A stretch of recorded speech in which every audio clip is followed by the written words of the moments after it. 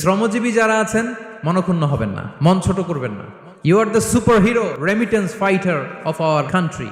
আমরা কাজ করি আর দেশে টাকা পাঠাই, আর সচল থাকে আমার দেশের অর্থনীতির চাকা। আলহামদুলিল্লাহ পড়েন। সো বাংলাদেশের গভর্নমেন্টকে আমি বিনীত অনুরোধ জানাবো, শ্রম মন্ত্রণালয়কে অনুরোধ জানাবো, এয়ারপোর্ট অথরিটিকে অনুরোধ জানাবো, আমার শ্রমজীবী ভাইদের সাথে ভালো আচরণ করুন। তারা ভালো থাকলে ভালো থাকবে বাংলাদেশ। আসসালামু আলাইকুম ওয়া রাহমাতুল্লাহি তাআলা ওয়া বারাকাতুহু। তো ইসলাম এমন একটা ধর্ম যেখানেই মানবতা বিপন্ন সেখানেই ইসলাম হাজির।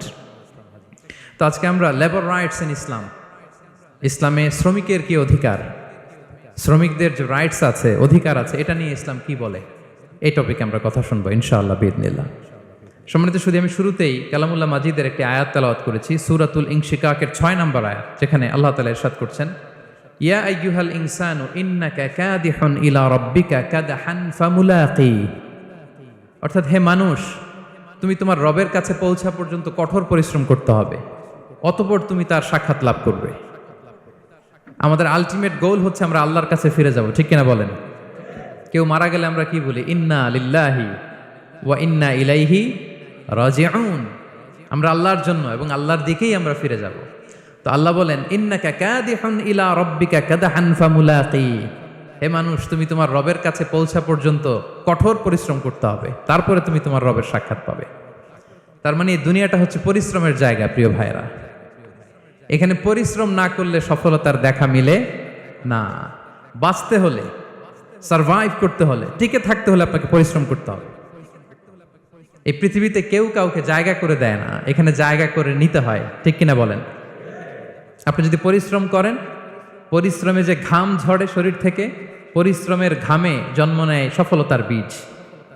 আপনি যখন হাড় ভাঙ্গা পরিশ্রম করবেন, এই পরিশ্রমে যে লোনা পানি বেরোবে, যে ঘাম বেরোবে, এই ঘামেই জন্ম নেয় সফলতার বীজ। এবং সফলতার কোনো শর্টকাট হয় না প্রিয় ভাইরা। অনেকে অল্পতে সফল হতে চায়, শর্টকাট খুঁজে, আছে না নাই? না, সফলতার জন্য আপনাকে লং কাটে যেতে হবে। ওখানে কোনো লিফট থাকে না, সিঁড়ি বেয়ে উঠতে হয়। অনেকে চায় যে সফলতার লিফটে উঠবো, সুইচ চাপবো, সাকসেসফুল ইন লাইফ। না, এত সহজ না, আপনাকে সিঁড়ি বেয়ে উঠতে হবে। তাহলে পরিশ্রমের কোনো বিকল্প নেই। এই দুনিয়াটা হচ্ছে পরিশ্রমের জায়গা, সংগ্রামের জায়গা। আপনি সফল হতে হলে আপনাকে পরিশ্রম করতে হবে, করতেই হবে। আর পরিশ্রমে কোনো লজ্জা নেই। আমি বিভিন্ন আমার আলোচনায় বলি, কাজে লজ্জা নেই। কিসে লজ্জা নেই? আওয়াজ করে বলুন সবাই। কাজে লজ্জা নেই। লজ্জা হচ্ছে অলসতায়, লজ্জা হচ্ছে হাত পাতায়, লজ্জা হচ্ছে অকর্মণ্যতায়। কাজে লজ্জা আছে? লজ্জা কিসে বলেন সবাই? লজ্জা হচ্ছে অলসতায়, অকর্মণ্যতায়। যারা কাজ না করে ফুটানি মারে, ওইটাতে লজ্জা। অনেকে আছে ফুটানি মারে, আছে না নাই? কাজ করে না, শো অফ, ফুটানি। এই ফুটানিতে লজ্জা, কিন্তু পরিশ্রমে কোনো লজ্জা নেই। এজন্য আল্লাহ তাআলা বললেন, ইয়া আইয়ুহাল ইনসান ইন্নাকা কাদিহুন ইলা রাব্বিকা কাদহান ফামুলাকি। হে মানুষ, তোমার রবের কাছে পৌঁছা পর্যন্ত তোমাকে পরিশ্রম করতে হবে, হাড় ভাঙা পরিশ্রম করে আমার কাছে আসতে হবে, তবেই সফলতা মিলবে। অন্য আয়াতে আল্লাহ তাআলা বলছেন, লাকাদ খালাকনাল ইনসানা ফি কাবাদ। নিশ্চয়ই মানুষকে আমি কষ্ট এবং পরিশ্রম নির্ভর করে তৈরি করেছি। এই পৃথিবীতে টিকে থাকতে হলে তাকে পরিশ্রম করতে হয়, কষ্ট করতে হয়।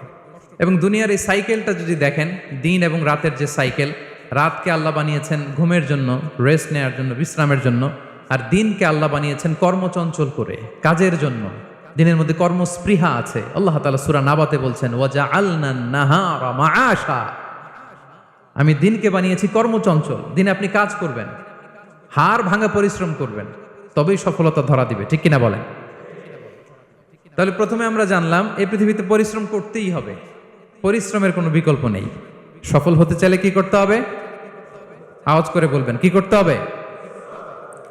এবং ইসলাম এই পরিশ্রমকে উৎসাহিত করে, পরিশ্রমের মাধ্যমে যে ইনকাম, এটাকে উৎসাহিত করে। বিষ্ণু ঈসা ইসলাম বলেন, মা আকালা আহাদুন তুআমান কাত্তু খায়রান আইয়াকুলা মিন আমালি ইয়াদাই। মানুষ পরিশ্রম করে তার দুই হাত দিয়ে উপার্জন করে যে জীবিকা নির্বাহ করে, এর চেয়ে শ্রেষ্ঠ জীবিকা পৃথিবীতে আর নেই। আল্লাহু আকবার। আপনারা যারা কষ্ট করে ঘাম ঝরিয়ে উপার্জন করেন, এই পৃথিবীতে এর চেয়ে শ্রেষ্ঠ উপার্জন আর হতে পারে? পরিশ্রম করে ঘাম ঝরিয়ে আপনি যে রিজিক এর বন্দোবস্ত আপনার হয়, এই খাবারের চেয়ে শ্রেষ্ঠ খাবার পৃথিবীতে হতে পারে। এরপর বিষ্ণু ইসলাম বললেন, ওয়া ইন্না নাবিয়াল্লাহি দাউদ আলাইহিস সালাম কানা ইয়াকুলু মিন আমালি ইয়াদিহি, আল্লাহর নবী দাউদ আলাইহিস সালাম তিনি নিজ হাতের উপার্জন থেকে খেতেন। সুবহানাল্লাহি বিহামদিহি। তিনি আর্মর বানাতেন, যুদ্ধাস্ত্র, তিনি বর্ম বানাতেন, নিজ হাতে বর্ম বানিয়ে যুদ্ধাস্ত্র বানিয়ে বিক্রি করে সেটা দিয়ে জীবিকা নির্বাহ করতেন। আল্লাহু আকবার। তাহলে পরিশ্রমের কোনো বিকল্প নেই, শ্রমের মাধ্যমে যে উপার্জন এটা শ্রেষ্ঠ উপার্জন। তাই শ্রমজীবী যারা আছেন মনক্ষুণ্ণ হবেন না, মন ছোট করবেন না। You are the superhero, you are the superhero, you are the remittance fighter of our country. এজন্য রাস্তা দিয়ে যখন হাঁটবেন বুক ফুলিয়ে হাঁটবেন, আর বস্তা ভরে টাকা নিয়ে দেশে ফিরবেন, ঠিক কিনা বলেন? বুক ফুলিয়ে হাঁটতে হবে। এজন্য আমি আমার প্রিয় মাতৃভূমি বাংলাদেশের গভর্নমেন্টকে অনুরোধ করব, আমাদের শ্রমজীবী ভাইদের যাতে সুবিধা হয় এই ব্যবস্থা আপনাদের করতে হবে। বিনীত অনুরোধ রাখবো, শ্রম মন্ত্রণালয়ে যারা দায়িত্বে আছেন স্পেশালি তাদেরকে রিকোয়েস্ট করব, আমাদের শ্রমজীবী ভাইদের যেন কোনো কষ্ট না হয়, কারণ তাদের পাঠানো রেমিটেন্সে সচল থাকে আমার দেশের অর্থনীতির চাকা। তারা ভালো থাকলে ভালো থাকবে বাংলাদেশ। ভেরি সিম্পল, ঠিক কিনা বলেন? আমার যে ভাইটা পরিচ্ছন্নতা কর্মী, রাস্তা ক্লিন করে, এয়ারপোর্টে ওয়াশরুম ক্লিন করে, একজন পরিচ্ছন্নতা কর্মী তারও 20 থেকে 30 হাজার টাকা বাংলাদেশে ঢোকে প্রতি মাসে। আপনি চিন্তা করতে পারেন? হ্যাঁ, 6টা মাস যদি রেমিটেন্স বন্ধ হয় শ্রীলঙ্কার চেয়েও খারাপ অবস্থায় বাংলাদেশে চলে যাবে। Just only 6 months. ভয়ঙ্কর অবস্থা হবে বাংলাদেশের। এটা আল্লাহর পক্ষ থেকে একটা স্পেশাল রাহমা, মার্সি এন্ড ব্লেসিংস, যা আমাদের রিজিকের তাগিদায় সারা বিশ্বে যে কাজ করতে হয়, আমরা কাজ করি আর দেশে টাকা পাঠাই, আর সচল থাকে আমার দেশের অর্থনীতির চাকা। আলহামদুলিল্লাহ পড়েন। সো বাংলাদেশের গভর্নমেন্টকে আমি বিনীত অনুরোধ জানাবো, শ্রম মন্ত্রণালয়কে অনুরোধ জানাবো, এয়ারপোর্ট অথরিটিকে অনুরোধ জানাবো, আমার শ্রমজীবী ভাইদের সাথে ভালো আচরণ করুন, তাদের সাথে কোঅপারেট করুন। বিশেষ করে যতগুলো দূতাবাস আছে সারা বিশ্বে, বাংলাদেশের যে মিশনগুলো, দূতাবাসগুলো, আমার শ্রমজীবী ভাইদের যে কোনো কাজকে অগ্রাধিকার ভিত্তিতে আপনারা সার্ভিস দিন। এটা দিতেই হবে, ঠিক কিনা বলেন? তারা ভালো থাকলে ভালো থাকবে বাংলাদেশ। তো এই জন্য শ্রমের কোনো বিকল্প নাই। নিজ হাতে উপার্জিত অর্থ, নিজ হাতে উপার্জিত কামাই, এটা শ্রেষ্ঠ কামাই। তো আলহামদুলিল্লাহ আজকের অডিয়েন্সের মধ্যে শ্রমজীবী ভাইয়েরা বেশি। আলহামদুলিল্লাহ পড়েন। এটা আমাদের সৌভাগ্য। এই যে বাংলাদেশে এখন চাকরি নাই, চাকরির বাজার মন্দা, মাস্টার্স পাশ করে বেকার টোটো কোম্পানির ম্যানেজার, এরকম আছে না নাই? তার বিপরীতে আল্লাহ তাআলা আপনাদেরকে মালয়েশিয়া নিয়ে আসছে। প্রতি মাসে আপনি টাকা পাঠান, আলহামদুলিল্লাহ। আপনি বাংলাদেশের যে উন্নয়ন, বাংলাদেশের যে ডেভেলপমেন্ট, এই যে স্মার্ট বাংলাদেশ বলে বলে মন্ত্রীরা মুখে ফেনা তুলে ফেলে, এটার গর্বিত অংশীদার আপনি, ঠিক কিনা বলেন? আপনি গর্বিত অংশীদার। You are the contributor, you are the real contributor. আপনার অবদানে বাংলাদেশ আজকে সচল, আলহামদুলিল্লাহ। সো মন ছোট করার কোনো সুযোগ নেই। নিজ হাতে উপার্জিত কামাই, এটা পৃথিবীর শ্রেষ্ঠ কামাই, আলহামদুলিল্লাহ। পরিশ্রমের মাধ্যমে যে উপার্জন, এটাকে ইসলাম আমাদেরকে উৎসাহিত করে। শুধু নামাজ, রোজা, জিকির এগুলো নিয়ে ইসলাম আমাদেরকে পড়ে থাকতে বলেনি। কোরআনিক অর্ডার হচ্ছে আপনার নামাজ শেষ, আপনি বেরিয়ে পড়বেন, কাজে বেরিয়ে যাবেন। ফাইদা কুদিয়াতিস সালাতু ফান্তাশিরু ফিল আরদি ওয়াবতাগু মিন ফাদলিল্লাহ। বিধানটা কার বলুন? আওয়াজ করে বলুন, বিধানটা কার? এটা কোরআনিক ভার্ডিক্ট, কোরআনের বিধান। নামাজ শেষ, গোল হয়ে বসে জিকির করতে বলা নাই আল্লাহ। আল্লাহ বলেছে ফান্তাশিরু ফিল আরদ ওয়াবতাগু মিন ফাদলিল্লাহ, জমিনে ছড়িয়ে পড়ো, আল্লাহ রিজিক তালাশ করো। নামাজ শেষ, বেরিয়ে যাবেন। কৃষক চলে যাবে মাঠে, শ্রমজীবী চলে যাবে ফ্যাক্টরিতে, শিক্ষকরা চলে যাবে তাদের শিক্ষা প্রতিষ্ঠানে, কর্পোরেট ওয়ার্ল্ডের লোকেরা চলে যাবে তাদের প্রতিষ্ঠানে। ডেভেলপমেন্ট করতে হবে, সিভিলাইজেশন করতে হবে। নামাজের পরে গোল হয়ে বসে থাকা চলবে না। কি ব্যালেন্স দেখেছেন ইসলাম? আজান হয়েছে তো মসজিদে আসো, নামাজ শেষ বেরিয়ে পড়ো, আলহামদুলিল্লাহ। কি ভারসাম্যপূর্ণ ইসলাম। ফাইদা কুদিয়াতিস সালাতু ফান্তাশিরু ফিল আরদ, যখন সালাত শেষ জমিনে ছড়িয়ে পড়ো, আল্লাহ রিজিক অন্বেষণ করো। তাহলে শুধু নামাজ রোজার মধ্যে ইসলাম নয়, আপনাকে কর্মঠ হইতে হবে, পরিশ্রম করতে হবে, হাড় ভাঙা পরিশ্রম। বিশ্বনবী সাল্লাল্লাহু আলাইহি ওয়াসাল্লাম অত্যন্ত পরিশ্রমী ছিলেন। He started his first career as a shepherd. সুবহানাল্লাহ। ওনার প্রথম ক্যারিয়ার উনি রাখাল হিসেবে শুরু করেছেন। রাখালরা যে কাজ করে, অর্থাৎ মরুভূমিতে ভেড়া, মহিষ, ভেড়া, ছাগল, তারপর বকরি, দুম্বা, এই চরানোর কাজগুলো দিয়ে বিষ্ণু সাল্লাল্লাহু আলাইহি ওয়াসাল্লাম তার ক্যারিয়ার শুরু করেছেন এজ এ শেফার্ড। বিষ্ণু ইসলাম বলেন, সেই বুখারীর বর্ণনা, মা বাআসাল্লাহু নাবিয়্যান ইল্লা রাআল গানাম, আল্লাহ তাআলা এই পৃথিবীতে এমন কোন নবী পাঠায় নাই যে নবীরা ছাগল চড়ায় নাই। সুবহানাল্লাহ পড়বেন না? সাহাবারা বললেন, ওয়া আনতা ইয়া রাসূলুল্লাহ, হে আল্লাহর নবী আপনিও ছাগল চড়িয়েছেন? বিষ্ণু ইসলাম বললেন, নাআম, আমিও ছাগল চড়িয়েছি।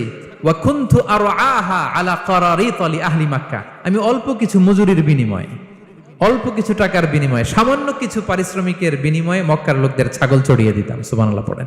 ছাগল হচ্ছে খুব টেরা প্রাণী, ডানে টানলে বায়ে যায়, বায়ে টানলে ডানে যায়। তাদেরকে একসাথে করা এজ এ শেফার্ড, এটা মরুভূমিতে খুব কষ্টের কাজ। আল্লাহ তাআলা প্রত্যেক নবীকে দিয়ে ছাগল চড়িয়েছেন যাতে করে কিছুদিন পরে নবীরা মানুষ চড়াতে পারে। সুবহানাল্লাহ। আল্লাহ বুঝাতে চাইলেন, এখন ছাগল চড়াও, এদের উপর যদি কন্ট্রোল নিতে পারো তাহলে মানব জাতির উপর কন্ট্রোল নিতে পারবো। আল্লাহু আকবার। এজন্য প্রত্যেকটা নবীকে দিয়ে, সহিহ বুখারীর বর্ণনা, মা বাআসাল্লাহু নাবিয়্যান ইল্লা রাআল গানাম, আল্লাহ পৃথিবীতে এমন কোন নবী পাঠায় নাই যেই নবীকে দিয়ে আল্লাহ ছাগল চড়ায় নাই। তো বিষ্ণু ইসলাম ছাগল চড়িয়েছেন, অত্যন্ত সুঠাম দেহী ছিলেন, কর্মঠ ছিলেন। তার মানে বিষ্ণু ইসলামও পরিশ্রম করে উপার্জন করেছেন, ঠিক কিনা? ছাগল চড়াতেন, তার বিনিময়ে সামান্য কিছু পারিশ্রমিক নিতেন, মজুর নিতেন, এতে লজ্জা নাই। এজন্য এই কথা দিয়ে শুরু করেছে যে কাজে লজ্জা নেই। এই তো বিষ্ণু ইসলামের ক্যারিয়ার গেল। আমরা যদি সাহাবাদের জীবনী দেখি, ওনারাও পরিশ্রমী ছিলেন। কেউ খেজুর বাগানে কাজ করতেন, কেউ কৃষি কাজ করতেন, কেউ বাজারে ব্যবসা করতেন, কেউ বসে থাকেন নাই। হাড় ভাঙ্গা পরিশ্রম করেছেন প্রত্যেকটা সাহাবা। তারা আমাদের মডেল, তারা আমাদের সুপার হিরো, তারা আমাদের আইকন, ঠিক কিনা? নবীরা আমাদের মডেল, সাহাবারা আমাদের মডেল। বিষ্ণু ইসলামও কর্মঠ ছিলেন, ওনার সাহাবারা অত্যন্ত কর্মঠ ছিল। কেউ বসে থাকতেন না, পরিশ্রম করতেন, হাড় ভাঙ্গা পরিশ্রম করতেন, উপার্জন করতেন। তারা আমাদের জন্য প্রেরণার বাতিঘর। অনেক সাহাবাদের বায়োগ্রাফি থেকে আপনাদেরকে ঘটনা শেয়ার করা যাবে। আমি একজন সাহাবার জীবনী শোনাবো আপনাদেরকে। আব্দুর রহমান ইবনে আউফ রাদিয়াল্লাহু তাআলা আনহু। 10 জন জান্নাতের, দুনিয়াতে বসে যে 10 জন সাহাবা জান্নাতের সুসংবাদ পেয়েছেন তাদের মধ্যে একজন, আলহামদুলিল্লাহ বলেন। আব্দুর রহমান ইবনে আউফ রাদিয়াল্লাহু তাআলা আনহু প্রথম 8 জন মক্কায় যারা কালিমা পড়ে মুসলমান হয়েছে তাদের একজন। তার স্ট্যাটাসটাকে জেনে নেন। তো তিনি যখন মক্কা থেকে হিজরত করে মদিনায় গেলেন, মনে রাখবেন মক্কা থেকে যে সাহাবার বাড়ি ঘর ছেড়ে হিজরত করেছে তাদেরকে বলে মহাজির, মানে হিজরতকারী সাহাবা। আর মদিনাতে যে সমস্ত সাহাবারা তাদেরকে রিসিভ করেছেন তাদেরকে বলে আল আনসার, মানে সাহায্যকারী সাহাবা। তো যারাই হিজরত করে মক্কা থেকে মদিনায় যেত, বিষ্ণু ইসলাম মদিনার কোন সাহাবীর সাথে তার ভাই পাতিয়ে দিতেন, আল মুআখাত, ব্রাদারহুড করে দিতেন, দায়িত্ব দিতেন যে তুমি এই সাহাবীকে দেখবে। তো আব্দুর রহমান ইবনে আউফ রাদিয়াল্লাহু তাআলা আনহু যখন হিজরত করে গেলেন, তার দেখভাল করার জন্য যে সাহাবীর দায়িত্ব পড়লো তার নাম হচ্ছে সাআদ ইবনে রাবিয়া, আনসারী সাহাবী রাদিয়াল্লাহু তাআলা আনহু। বিষ্ণু বললেন, সাআদ, আব্দুর রহমান ইবনে আউফ তোমার ভাই, ভাই বানিয়ে দিলেন। কি বানিয়ে দিলেন? তুমি তাকে টেক কেয়ার করবে, সে হবে তোমার মেহমান। সুবহানাল্লাহ। সাআদ ইবনে রাবিয়া রাদিয়াল্লাহু তাআলা আনহু তিনি আব্দুর রহমান ইবনে আউফকে ডেকে নিয়ে গেলেন, ঘরে নিয়ে গেলেন মেহমানকে, এবং বললেন, ইয়া সাআদ ইন্নী আকসারুল আনসারি মালান, হে সাআদ তুমি চিন্তা করো না, তুমি মনে করো না যে তোমার ভরণ পোষণ দিতে আমার কষ্ট হবে। আমি মদিনার সবচাইতে বড় বিজনেস ম্যাগনেট, সবচাইতে বড় বিজনেস ম্যাগনেট আমি। No tension, don't worry about it, tension নিও না, আসো তোমার জন্য আমার কি প্রপোজাল শোনো। ফাআকসিমু লাকা নিসফা মালি, আমার যত সম্পদ আছে আমি অর্ধেক তোমার দিয়ে দিব। সুবহানাল্লাহ। এত আসতে আপনার বাড়িতে কেউ মেহমান হলে করতে পারবেন এরকম? আল্লাহ, কেমন প্রেরণার বাতিঘর তারা। ফাআকসিমু নিসফা মালি, হে আব্দুর রহমান ইবনে আউফ, আমার অর্ধেক সম্পদ তোমারে দিয়ে দিব। এখানেই শেষ না, এরপর বলতে লাগলেন, আমার অনেকগুলো স্ত্রী আছে, তুমি কোথায় যে মেয়ে খুঁজবা, প্রস্তাব দিবা, এত ঝামেলার দরকার নাই। আমার কোন স্ত্রীকে তোমার ভালো লাগে বলো, তার যদি তোমাকে ভালো লাগে তাহলে প্রয়োজনে তাকে আমি ডিভোর্স দিয়ে দিব, তাকে নিয়ে তুমি সুখের সংসার করবা। আল্লাহু আকবার, আল্লাহু আকবার। অর্ধেক সম্পদ দিয়ে দিব, আমার একাধিক স্ত্রী আছে, কাউকে যদি তোমার পছন্দ হয় এবং সেও যদি তোমাকে পছন্দ করে, প্রয়োজনে তাকে ডিভোর্স দিব। New life, new career, just go on. আমরা এই সুযোগ পেলে কি করতাম? সাথে সাথে অর্ধেক সম্পদ নিয়ে নিতাম, ঠিক কিনা? আব্দুর রহমান ইবনে আউফ প্রেরণার বাতিঘর। উনি কি করলেন? উনি বললেন, লা হাজাতা লি ফি যালিক। আমার ভাই, তুমি যে বলছো সাদ ইবনুর রবি, তুমি যে এত চমৎকার প্রপোজাল দিয়েছো, এতেই আমি খুশি। তোমার কোনো কিছুর আমার দরকার নাই। বারাকাল্লাহু লাকা ফি আহলিকা ওয়া মালিক। আল্লাহ তোমার সম্পদেও বরকত দেখ, আল্লাহ তোমার পরিবারেও বরকত দেখ। তবে একটা কষ্ট করতে হবে, সেটা কি? আব্দুর রহমান ইবনে আউফ বললেন, দুল্লানি ইলা সুক, just show me the way to market. মদিনার বাজারটা কোথায়, এটা একটু দেখায় দাও। আমি নতুন মানুষ, পথঘাট চিনি না। দুল্লানি ইলা সুক, just show me the way to market of Medina. মদিনার বাজারটা কোন রাস্তা, একটু দেখায় দাও। আল্লাহু আকবার। সাদ ইবনুর রবি বললেন, এই তো মদিনার বাজার। উনি যে কিছু ঘি কিনলেন, পনির কিনলেন, কিনে বিক্রি করলেন, প্রফিট করলেন। ওই প্রফিট দিয়ে আরো বেশি করে কিনলেন, আবার বিক্রি করলেন, প্রফিট, আবার বিক্রি করলেন, প্রফিট। এই কেনা বেচা করতে করতে 1-2 মাসের মধ্যে উনি মদিনার one of the biggest business magnate হয়ে গেলেন। আল্লাহু আকবার। কি হাড় ভাঙ্গা পরিশ্রমই না তারা করেছেন। একেবারে রেডি ক্যারিয়ার ছিল, গেলাম সবচেয়ে বড় বিজনেসম্যানের অর্ধেক সম্পত্তি পেয়ে গেলাম। He didn't accept the ready career, rather he made his own path with his own Endeavour. নিজের চেষ্টায়, নিজের পরিশ্রমে, নিজের ঘাম ঝরিয়ে নিজের ক্যারিয়ার তৈরি করেছেন। চিল্লায় বলেন ঠিক কিনা? This is the biography of Abdur Rahman ibn Awf রাদিয়াল্লাহু তাআলা আনহু। সাহাবারা কতটা পরিশ্রম করেছেন। তার মানে বিশ্বনবী পরিশ্রমী ছিলেন, সাহাবারা পরিশ্রমী ছিলেন। এবং বিষ্ণু ইসা ইসলাম পরিশ্রম করতে বলতেন সবাইকে, হাত পাততে নিষেধ করতেন। কারণ দারিদ্রতা বড্ড ভয়ঙ্কর। দারিদ্রতা যার আসে সে বোঝে। বাংলা একটা কথা আছে, অভাব যখন দরজায় এসে দাঁড়ায়, ভালোবাসা তখন। হ্যাঁ, সবার মুখস্থ দেখছেন? অভাব যখন দরজায় এসে দাঁড়ায়, ভালোবাসা তখন জানলা দিয়ে পালায়। দারিদ্রতা ঈমান কেড়ে নেয়। আপনি পার্বত্য চট্টগ্রামের অবস্থা জানেন? আমাদের বাংলাদেশের পাহাড়ি এলাকার অবস্থা জানেন? ওখানে আমাদের গরিব মুসলিম ভাইদেরকে সামান্য কিছু টাকা পয়সা দিয়ে ওদেরকে খ্রিস্টান বানিয়ে ফেলতেছে মিশনারিগুলো। এই খবর তো আমরা রাখি না। দারিদ্রতা বড্ড ভয়ঙ্কর। এজন্য বিষ্ণু ইসা ইসলাম দারিদ্রতা থেকে আল্লাহর কাছে পানাহ চাইতেন। তিনি বলতেন, আল্লাহুম্মা ইন্নী আউযু বিকা মিনাল ফাকরি ওয়াল কিল্লাতি ওয়াদ-দিল্লা। ও আল্লাহ, I seek refuge with you from poverty, from insufficiency and humiliation. ও আল্লাহ, আমি তোমার কাছে দারিদ্রতা থেকে পানাহ চাই। ও আল্লাহ, আমি তোমার কাছে স্বল্পতা থেকে পানাহ চাই। ও আল্লাহ, আমি তোমার কাছে লাঞ্ছনা থেকে পানাহ চাই। পড়েন আমিন। এই দোয়াটা বেশি বেশি পড়বেন। আল্লাহুম্মা ইন্নী আউযু বিকা মিনাল ফাকরি ওয়াল কিল্লাতি ওয়াদ-দিল্লা। হে আল্লাহ, আমি দারিদ্রতা থেকে পানাহ চাই। আল্লাহ, স্বল্পতা থেকে পানাহ চাই। আল্লাহ, লাঞ্ছনা থেকে পানাহ চাই। সবাই পড়ুন আমিন। বিষ্ণু ইসা ইসলাম যে দোয়াগুলো শিখিয়েছেন, এগুলো হচ্ছে very precise in wording but comprehensive in meaning. শব্দে খুব ছোট, কিন্তু অর্থ মানুষের হৃদয়ে এটার আবেদন অনেক ব্যাপক, অনেক বেশি। আপনি সারাদিন মিলিয়েও দোয়ার মধ্যে এত সুন্দর প্রার্থনা বাক্য তৈরি করতে পারবেন না। কিন্তু বিষ্ণু ইসা ইসলাম এক বাক্যে যেটা চেয়েছেন, গোটা দুনিয়াটা এর ভেতরে ঢুকে গিয়েছে। আল্লাহুম্মা ইন্নী আউযু বিকা মিনাল ফাকরি ওয়াল কিল্লাতি ওয়াদ-দিল্লা। আল্লাহ, দারিদ্রতা থেকে পানাহ চাই। বিষ্ণু ইসা ইসলাম নিজে স্বয়ং দারিদ্রতা থেকে পানাহ চাইতেন। তাহলে দারিদ্রতার সাথে আমাদের কোনো সম্পর্ক? আমরা পরিশ্রম করব, আমরা কাজ করে খাবো, কাজে কোনো লজ্জা নেই। লজ্জা অলসতায়। চিল্লায় বলেন ঠিক কিনা? এবং বিষ্ণু ইসা ইসলামের কাছে কেউ যদি হাত পাততো, যদি দেখতেন তার কাজ করার যোগ্যতা আছে, বিষ্ণু ইসা ইসলাম ভিক্ষা দিতেন না, কাজে উৎসাহিত করতেন, ভিক্ষাবৃত্তিকে অনুৎসাহিত করতেন। এক যুবক এসে হাত পাতলো, বিষ্ণু ইসা ইসলাম, আর কিছু দেন। নই বললেন, তুমি তো শক্ত সামর্থ্য মানুষ, বাসায় কি আছে বলো? সে বলে, আমার বাড়িতে একটা পানি খাওয়ার জগ আছে আর একটা চাদর আছে। বিষ্ণু ইসা ইসলাম বললেন, নিয়ে আস। সে নিয়ে আস। এবার বিষ্ণু ইসা ইসলাম চাদর আর জগ দুইটা নিয়ে সাহাবাদেরকে বললেন, মাইয়াশতারি হাযাইন, কে কিনবে? অকশন চিনেন? অকশন, অকশনে কি করে? নিলামে দাম তোলে না? রাসূল সাল্লাল্লাহু আলাইহি ওয়াসাল্লাম তার চাদর আর জগটা নিলামে তুললেন। এই কে কিনবে? মাইয়াশতারি হাযাইন, মাইয়াশতারি হাযাইন। একজন বলল, ফাকাল রাজুল আনা আখিযুহুমা বিদিরহাম, ইয়া রাসূলুল্লাহ, আমি 1 দিরহামে কিনবো। কয় দিরহাম? বিষ্ণু বললেন, 1 দিরহাম, 1 দিরহাম, 1 দিরহাম। মানে এর চেয়ে কেউ বাড়াবে কিনা? মাইয়াজিদু আলা যালিক, এর চেয়ে বাড়ায় দিবা কে? আরেক সাহাবী বলল, ইয়া রাসূলুল্লাহ, আমি 2 দিরহামে কিনবো। 2 দিরহাম, 2 দিরহাম, 2 দিরহাম, আর বাড়ে না। বিষ্ণু সাল্লাল্লাহু আলাইহি ওয়াসাল্লাম তার কাছে 2 দিরহাম দিয়ে বিক্রি করে দিলেন। 2 দিরহাম নিয়ে যুবককে বললেন, নাও, এই 1 দিরহাম দিয়ে কিছু খাবার কিনে তোমার ফ্যামিলিকে দিয়ে আস। আরেক দিরহাম দিয়ে একটা কুঠার কিনে নিয়ে আস। তো যুবক কুঠার কিনে আনলো। ফাওয়াদাআ লাহু আর-রাসূল সাল্লাল্লাহু আলাইহি ওয়াসাল্লাম ইয়াদান, রাসূল সাল্লাল্লাহু আলাইহি ওয়াসাল্লাম নিজ হাতে ওই কুঠারের একটা হাতল লাগাই দিলেন কাঠের। কারণ শুধু কুঠার দিয়ে তো হবে না, একটা হাতল থাকতে হবে না? বিষ্ণু সাল্লাল্লাহু আলাইহি ওয়াসাল্লাম ওনার মোবারক হাতে, বরকতময় হাতে ওই কুঠারে একটা হাতল লাগাই দিলেন।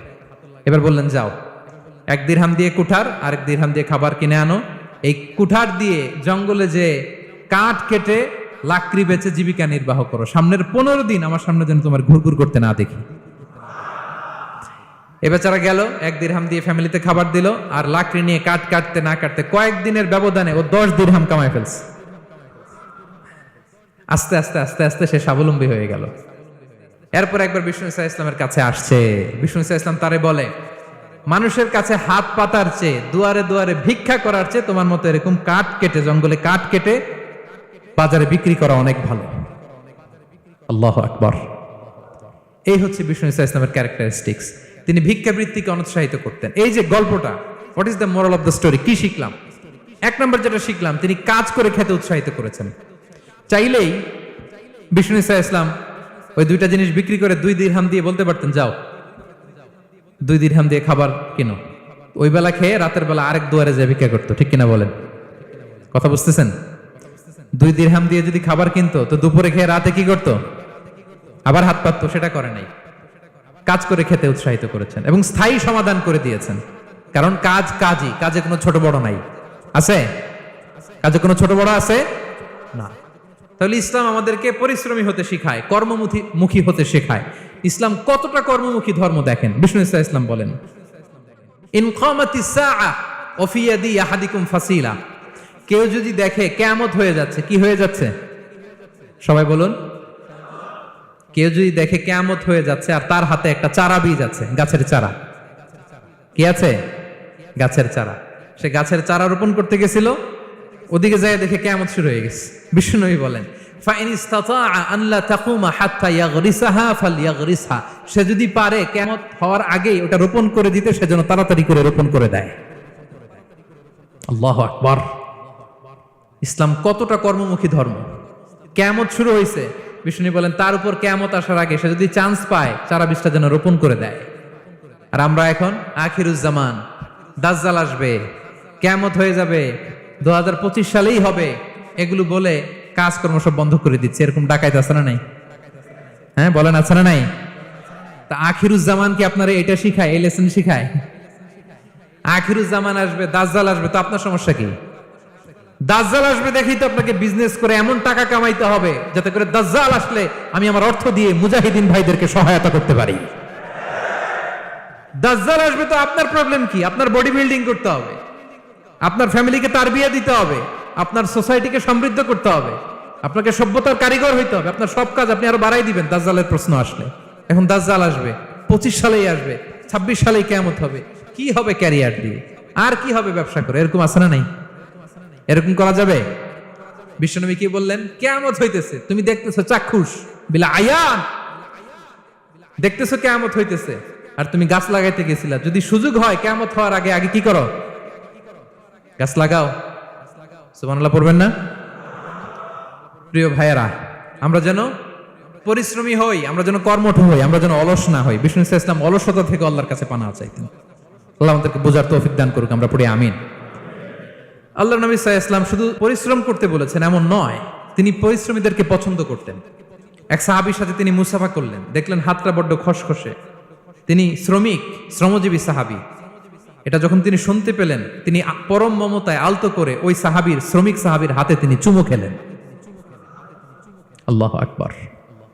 এবং ওনার আন্ডারে যারা কাজ করত তাদের সাথে বিষ্ণু ইসলামের যে আচরণ, ওনার যে শ্রমিক, ওনার যে খাদেম, তাদের সাথে বিষ্ণু ইসলামের যে ডিলিং শুনলে আপনি অবাক হয়ে যাবেন, অবাক হয়ে যাবেন। আপনি কারো ব্যাপারে যদি রিয়েল ইনফরমেশন চান, আপনি কয়েকটা জায়গায় নক করতে হবে। 1 নাম্বার, ধরেন যে একজন বড় সাহেব, তার আসল তথ্য যদি চান, তার বউকে জিজ্ঞেস করেন। কারে জিজ্ঞেস করবেন? ওয়াইফকে জিজ্ঞেস করবেন, স্ত্রীকে, আসল তথ্য পাবেন। 2 নাম্বার, তার বাড়ির দারোয়ানকে জিজ্ঞেস করবেন। কাকে? 3 নাম্বার, তার ঘরের কাজের বুয়া, সব জানে উনি, ওই কাজের বুয়া থেকে রিপোর্ট নেবেন, ঘরে যে কাজ করে। 4 নাম্বার, তার ড্রাইভার, দারোয়ান, কাজের বুয়া, ওয়াইফ, এদের কাছ থেকে যদি আপনি জিজ্ঞেস করেন, ফলের বিড়াল বেরিয়ে আসবে। ঠিক কিনা বলেন? তো আসেন বিষ্ণু ঈসা ইসলামের যে খাদেম কর্মচারী তারা একটু জিজ্ঞেস করি বিষ্ণু ঈসা ইসলামের আচরণ কেমন ছিল। বিষ্ণু ঈসা ইসলামের খাদেমের নাম হচ্ছে আনাস রাদিয়াল্লাহু আনহু। আলহামদুলিল্লাহ, খাদিমুর রাসূলিল্লাহ, বিষ্ণু ঈসা ইসলামের খাদেম। আসেন ওনাকে জিজ্ঞেস করি যে বিষ্ণু ঈসা ইসলামের আচরণ কেমন ছিল। আনাস রাদিয়াল্লাহু তাআলা আনহু বলেন, খাদিমতুন নবিয়্যা 10 সিনিন, আমি বিষ্ণু ঈসা ইসলামের 10 বছর খেদমত করেছি, 1-2 বছর না, 10 বছর বিষ্ণু ঈসা ইসলামের খেদমতে আমি নিয়োজিত ছিলাম। ফামা ক্বালা লি লিমা সানা'তা ওয়ালা লিমা লা সানা'তা, 10 বছরের মধ্যে একদিনও কখনো বলে না, এ আনাস এটা কেন করলা, এ আনাস এমনটা কেন হলো, এটা কেন করলা না, একদিনের জন্য বলে নাই। কেন এটা করছো, কেন এটা করো নাই, এরকম কোনো প্রশ্ন আমাকে কোনোদিন করে নাই। সুবহানাল্লাহ। আনাস রাদিয়াল্লাহু তাআলা আনহু কি ভুল করেন নাই? করছেন। ছোট মানুষ তো, একেবারে ছোট বাচ্চা ছিলেন। ওনার আম্মা যখন আনাস রাদিয়াল্লাহু তাআলা আনহুকে নিয়ে আসছে, বিষ্ণু ঈসা ইসলাম মক্কা থেকে হিজরত করে মদিনায় আসলেন, সবাই বিশ্বনবীকে ঘিরে ধরলো, সবাই বিশ্বনবীকে সালাম দেয়, মুসাফা করে, হাদিয়া দেয়।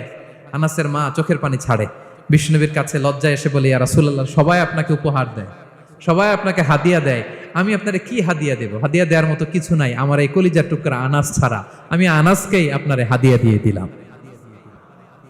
ইয়াখদুমুকা ইয়া রাসূলুল্লাহ, হে নবী, আনাস আপনার খেদমত করবে, আপনার অজুর পানি এনে দিবে, আপনার মেসওয়াকটা এনে দিবে, আপনার জুব্বাটা এনে দিবে, আমি আমার কলিজার টুকরা, আমার নাড় ছেঁড়া ধন আনাসকেই আপনারে উপহার দিয়ে দিলাম। আনাস রাদিয়াল্লাহু তাআলা আনহু বিষ্ণু ঈসা ইসলামের সাথে থাকতেন, অজুর পানি এনে দিতেন, জামা এনে দিতেন। বিষ্ণু বললেন, আনাস আমার ওই জুব্বাটা নিয়ে আসো। ছোট্ট আনাস জুব্বা আনতে যে মদিনার বাচ্চারা খেলতেছে, আমাদের দেশে যে খেলে, কুতকুত খেলে, চারা খেলে, এইটা খেলে সেইটা খেলে, ওই খেলাধুলা দেখে নবীর জামা আনার কথা উনি ভুলে গেলেন, বাচ্চাদের সাথে দাঁড়িয়ে খেলা দেখতে আরম্ভ করলেন।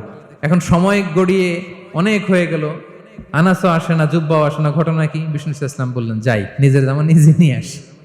তো বের হলেন, যে দেখে সর্বনাশ, আনাসকে পাঠাইছি জুব্বা আনতে, আনাস দেখি এদিকে খেলার মধ্যে মগ্ন হয়ে আছে। বিষ্ণু ইসলাম কিছুই বললেন না, চুপ করে যে উনিও আনাসের পিছনে এভাবে দাঁড়িয়ে রইলেন, কিছুই বলে না। তো আনাস খেলা একবার এদিকে দেখে, একবার ওদিকে দেখে, একবার এদিকে ঘুরতে ঘুরতে হঠাৎ দেখে পিছনে কে?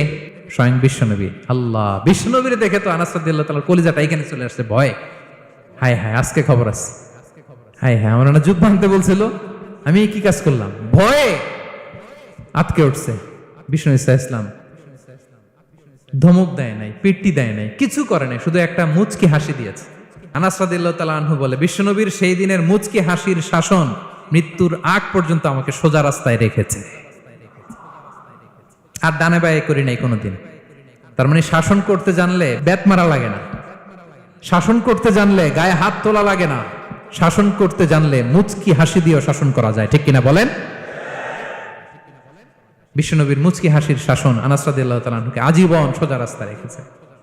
তাহলে শ্রমজীবীদেরকে বিষ্ণু ইসলাম কতটা সম্মান করতেন, শ্রদ্ধা করতেন, ভালোবাসতেন, বুঝতে পারছেন সবাই? প্রিয় ভাইয়েরা, লেবার রাইটস ইন ইসলাম, ইসলামী শ্রমিকের অধিকার। শ্রমিকদেরকে ইসলাম কমপক্ষে 7টা অধিকার দিয়েছে। কয়টা?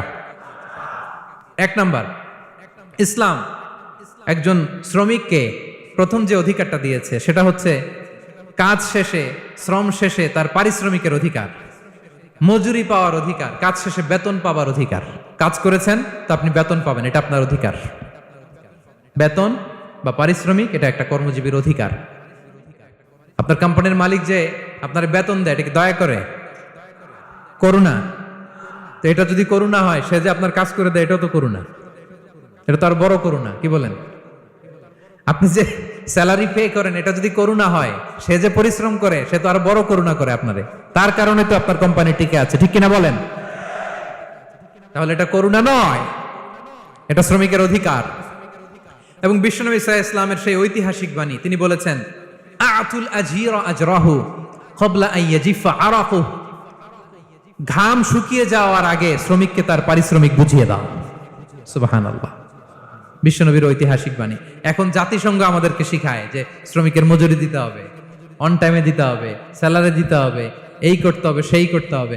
মানবাধিকারের কর্মীরা আমাদেরকে শিখায়, তারা শিখানোর 1500 বছর আগে বিষ্ণু ঈসা ইসলামের ঐতিহাসিক বাণী, তিনি বলেছেন, আতুল আজীরা আজরাহু ক্বাবলা আন ইয়াজিফা আরাকুহু, শ্রমিকের ঘাম শুকাবার আগে তার মজুরি পেমেন্ট করে দাও। সুবহানাল্লাহ বিহামদিহি।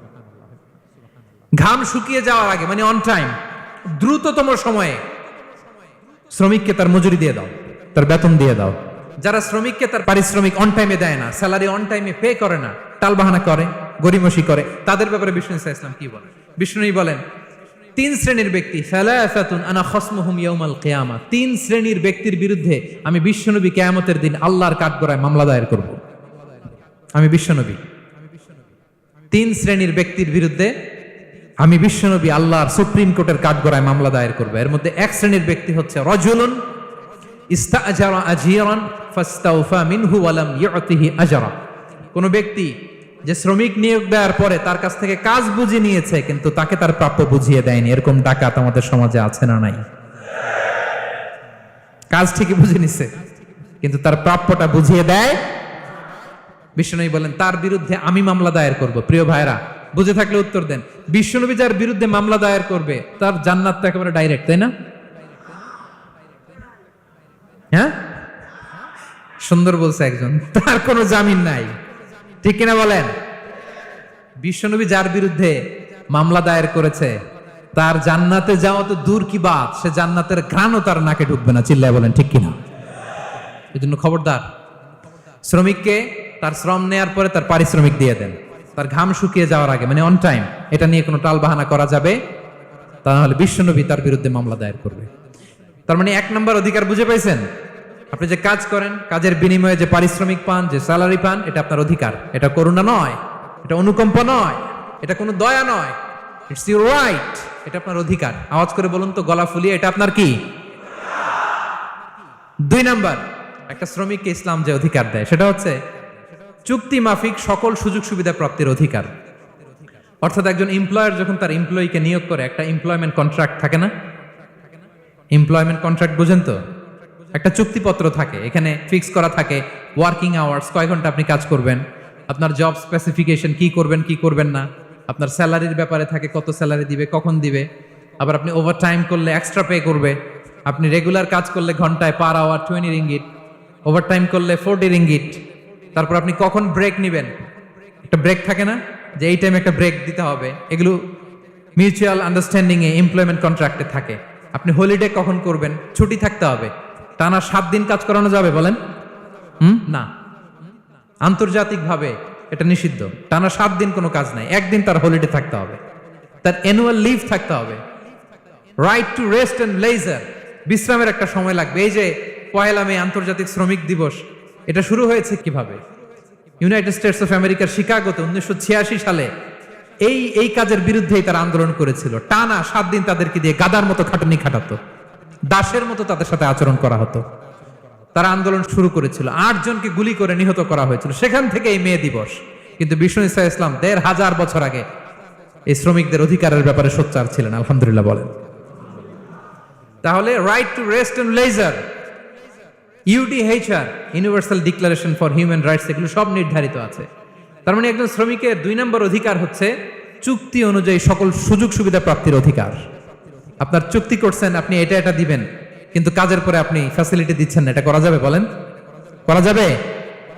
আল্লাহর কোরআন কি বলছে শুনুন। আল্লাহর কোরআন বলে, ইয়া আইয়ুহাল্লাযীনা আমানু আউফু বিল উকুদ, O you who believe fulfill your contract, ও বিশ্বাসীরা তোমরা তোমাদের চুক্তি পূর্ণ করো।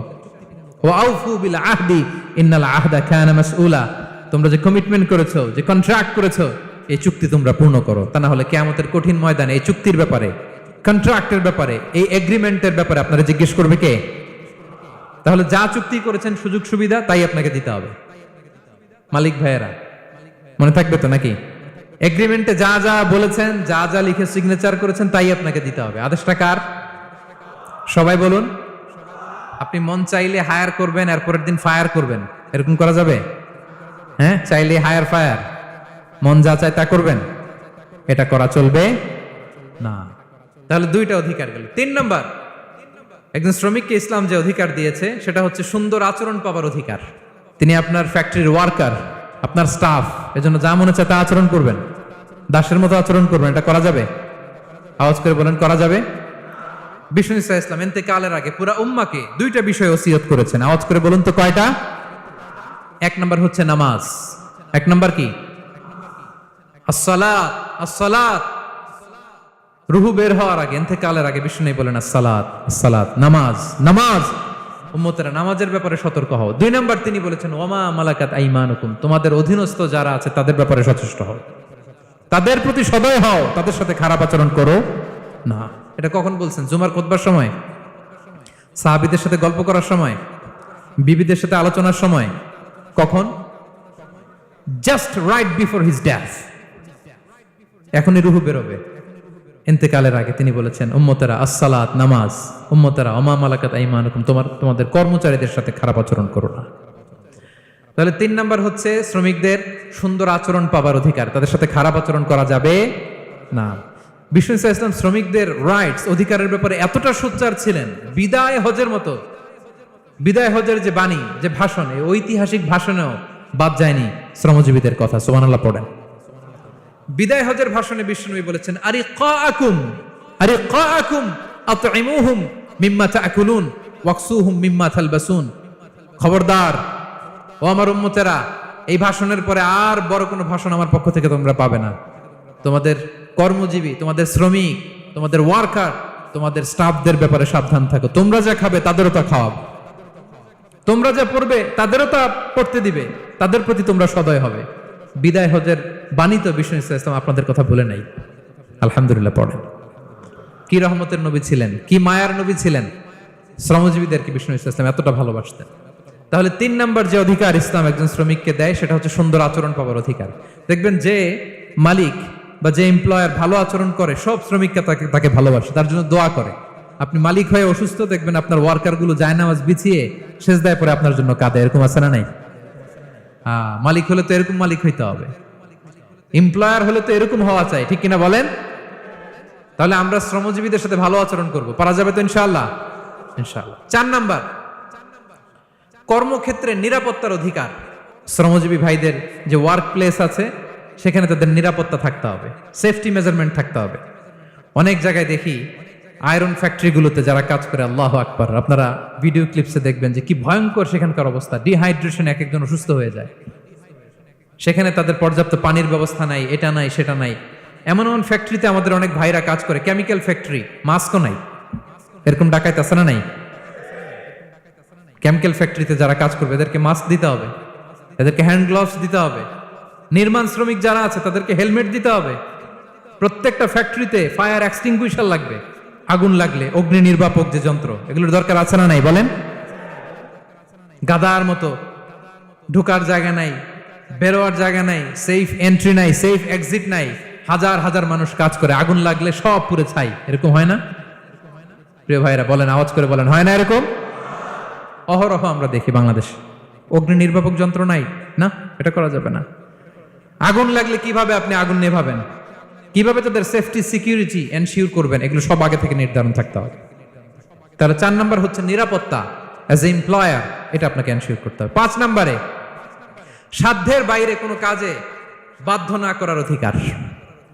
সাধ্যের বাইরে কিছু আপনি তার উপর চাপিয়ে দিতে পারবেন, এমন হেভি ওয়ার্কলোড দিতে পারবেন না যেটা তার শরীরে কুলায় না। এরকম ডাকাইত আছে যে পারে না, তারপরে তার উপর কাজ চাপিয়ে দেয়, আছে না নাই? বলেন বলেন। ওয়ার্কারের স্বাস্থ্যহানি হয়, অঙ্গহানি হয়, এবং এমন ছোট ছোট বাচ্চাদের দিয়ে কাজ করায়, শিশু শ্রম, এটা তো আইনত দণ্ডনীয় অপরাধ। এটা করা যাবে না। এগ্রিমেন্টে, চুক্তিতে আপনি যা করাবেন, যেভাবে করাবেন, যা চান সার্ভিস, ওইটাই করাইতে হবে। এবং আল্লাহর বিধান এটা, লা ইউকাল্লিফুল্লাহু নাফসান ইল্লা উসআহা। আল্লাহ সাধ্যের বাইরে বান্দার উপরও কোনো কিছু চাপিয়ে দেয় না। এটা similarly applicable to the worker. বিষ্ণু ইসলাম বলেন, ওয়ালা ইউকাল্লাফু মিনাল আমালি ইল্লা মা ইউতিক। সাধ্যের বাইরে কোনো ওয়ার্কারকে অতিরিক্ত কোনো কাজ চাপিয়ে দেয়া যাবে না। ফাইন কাল্লাফাহু, যদি তাকে সাধ্যের বাইরে কোনো কাজ চাপিয়ে দিতে হয়, মা ইয়াগলিবুহু, যেটা তার জন্য কষ্ট হয়ে যায়, ফাল ইউইনহু আলাই, এই কাজে তাকে সাহায্য করতে হবে। মালিক হয়ে আপনার হাত লাগাতে হবে, অথবা এক্সট্রা ম্যান পাওয়ার নিতে হবে, ওয়ার্কফোর্স নিতে হবে। সুবহানাল্লাহ পড়েন। বিশ্বনবী মনে হচ্ছে যেন বর্তমান যে এই যে হাজার হাজার ফ্যাক্টরি, এই কলকারখানা, এই ওয়ার্কারদের দুর্দশাগুলো দেখে দেখে পয়েন্টে পয়েন্টে ধরে ধরে কথা বলেছেন। আল্লাহু আকবার।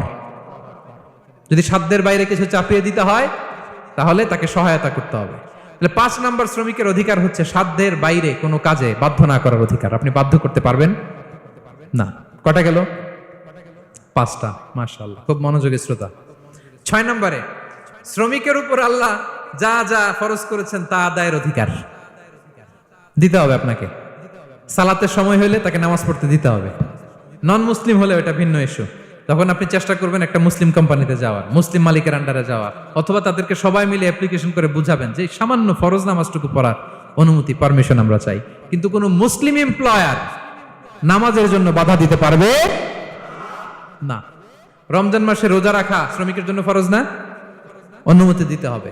নারী কর্মীদেরকে, যারা নারী কর্মী আছে তাদেরকে পর্দার অনুমতি দিতে হবে, হিজাবের অনুমতি দিতে হবে। মালিক তো দূরের কথা, আমাদের বাংলাদেশে অনেক বিশ্ববিদ্যালয়ের শিক্ষকরাই অনুমতি দেয় না। এরকম ডাকাত শিক্ষক আছে না নাই? এরকম জালেম বাংলাদেশে আছে না নাই? ঢাকা বিশ্ববিদ্যালয় চিন্তা করা যায়, মুসলিমদের টাকা দিয়ে যে বিশ্ববিদ্যালয়, ওখানে আমার বোনেরা পর্দা করে যেতে পারে না, আমার মুসলিম বোনেরা হিজাব পড়তে পারে না, নেকাব পড়তে পারে না। এই অধিকার কি শিক্ষককে দেওয়া হয়েছে? কথা বলেন না, never. You never can do that. একটা রেগুলার ড্রেস কোড থাকবে, এটা সবাই মানবে। এটার উপরে দিয়ে সে চাদর পরবে না ওড়না পরবে না হিজাব পরবে না ব্লেজার পরবে, এটা নিয়ে নাক গলানোর ক্ষমতা কোনো শিক্ষকের নাই। চিল্লায় বলেন ঠিক কিনা? তাহলে আপনার কর্মস্থলে মুসলিম নারীরা যদি কাজ করে, নারী কর্মীদের জন্য পর্দার ব্যবস্থা করতে হবে, ঠিক কিনা বলেন? হালাল ফুড খাওয়ার ব্যবস্থা থাকতে হবে। ওয়াইন খাওয়ানো যাবে না, ড্রিঙ্কস করানো যাবে না, পর্ক খাওয়ানো যাবে না, ঠিক কিনা বলেন? আপনার কোম্পানিতে আপনার শ্রমিককে দাড়ি রাখতে চাইলে দাড়ি রাখার অনুমতি দিতে হবে, ঠিক কিনা বলেন? দাড়ি রাখা ওয়াজিব। দাড়ি রাখা কি? কোন কোন মতে সুন্নাতে মুআক্কাদা, যেটাই আমরা বলি একজন মুসলিমের জন্য এটা আবশ্যক। দাড়ি রাখতে বাধা দেয়া যাবে? আমাদের বাংলাদেশে দেয়? হ্যাঁ, কোন কোন কোম্পানি দেয়। কোন কোম্পানি দেয় বলেন? হ্যাঁ, আরম। এই পাওয়া গেছে আরম। কিছুদিন আগে দাড়ি রাখবে বলে এক ছেলেকে কর্মচ্যুত করেছে। এরকম আছে না নাই? করা যাবে? করা যাবে বলেন? না, দাড়ি রাখার অনুমতি দিতে হবে, নারীদেরকে হেজাব করার অনুমতি দিতে হবে। এটা অধিকার, এটা অধিকার।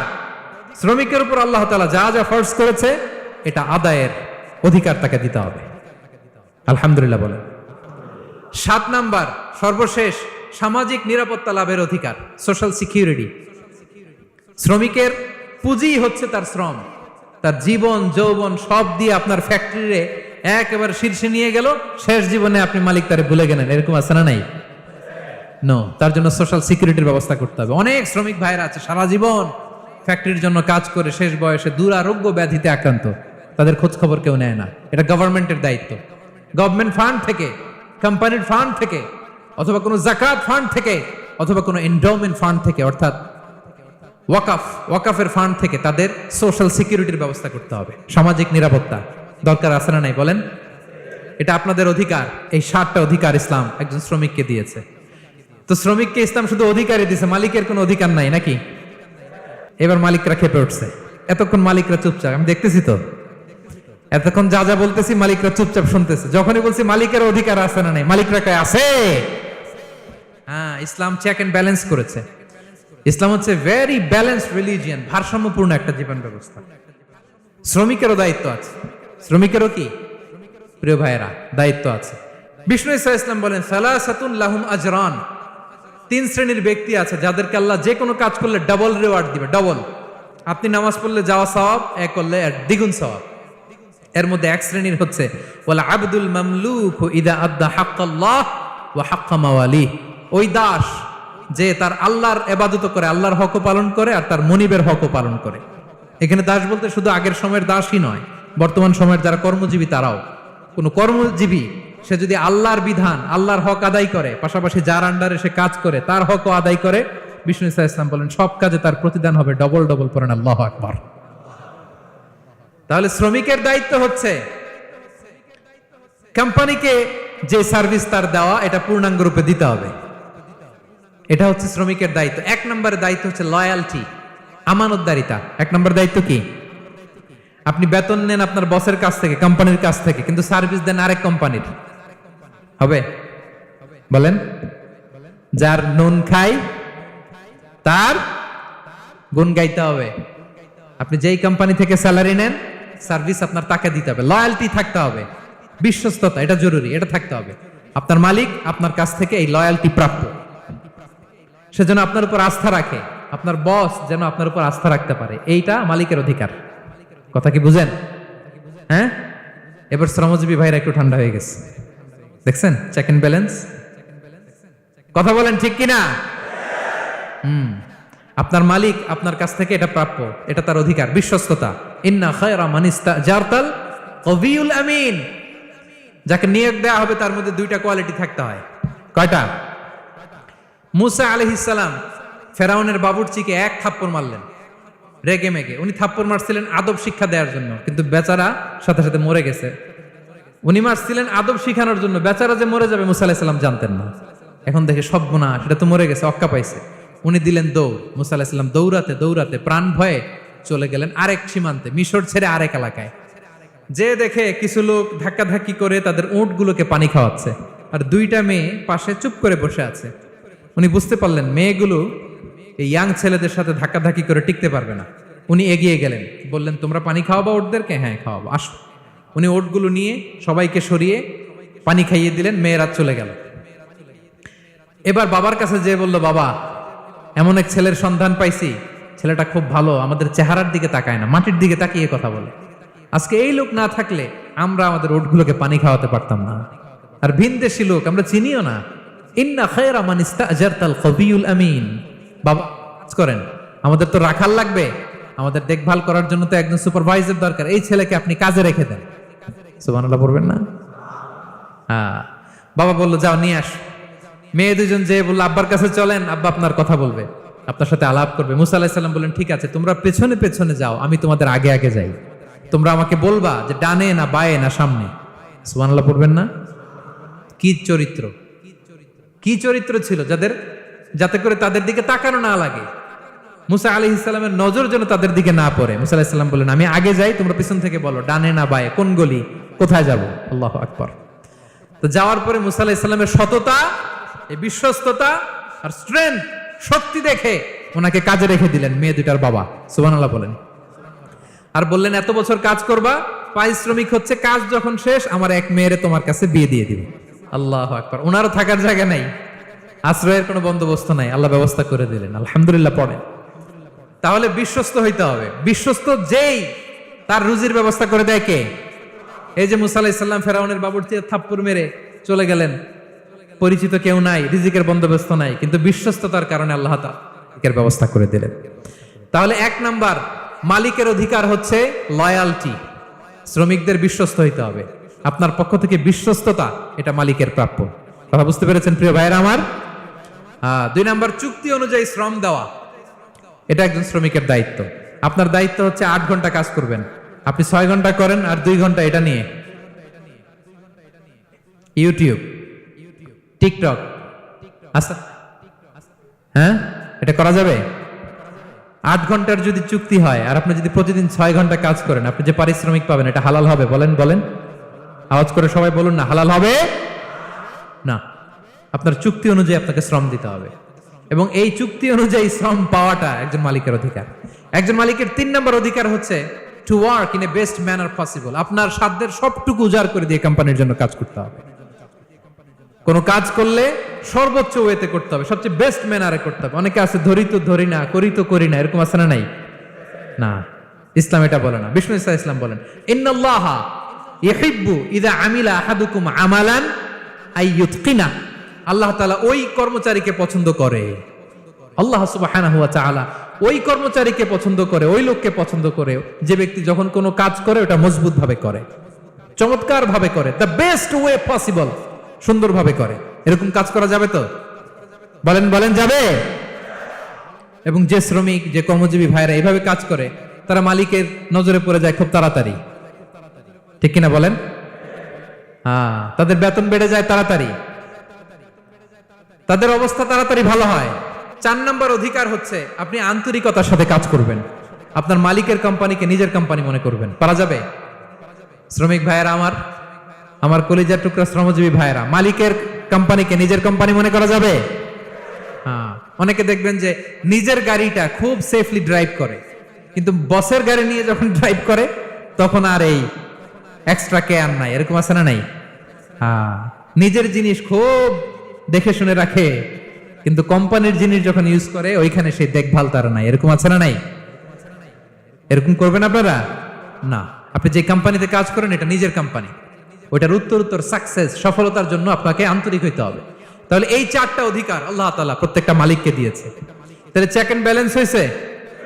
কথা কি সবাই বুঝতে পারছেন? আলহামদুলিল্লাহ পড়েন।